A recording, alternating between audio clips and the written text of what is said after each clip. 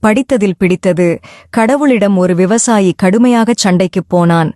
உனக்கு பயிர்களைப் பற்றி என்ன தெரியும்? நீ நினைத்தபோது மழையை அனுப்புகிறாய், தப்பான சமயத்தில் காற்றை வீசு வைக்கிறாய், வறண்ட நேரத்தில் மழையை பொழியாமல் பயிர்களை வாட வைக்கிறாய் என்று கடவுளிடம் முறையிட்டான் அந்த விவசாயி.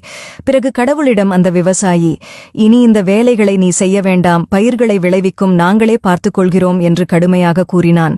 கடவுள் உடனே, அப்படியா, சரி, இனிமேல் வெளிச்சம், மழை, காற்று எல்லாம் உன் கட்டுப்பாட்டிலேயே இருக்கட்டும் என்று வரத்தை கொடுத்துவிட்டு புறப்பட்டார்.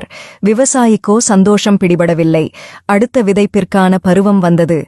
மழையே பெய் என்றான். மழையும் பெய்தது. மழையே போதும் நில் என்றான். மழையும் நின்றது. ஈரமான நிலத்தை உழுதான். தேவையான வேகத்தில் காற்றை வீசச் செய்து விதையை தூவினான். மழை, வெயில், காற்று எல்லாமே அவன் சொன்ன பேச்சைக் கேட்டன. பயிர் பச்சை பசேல் என வளர்ந்தது.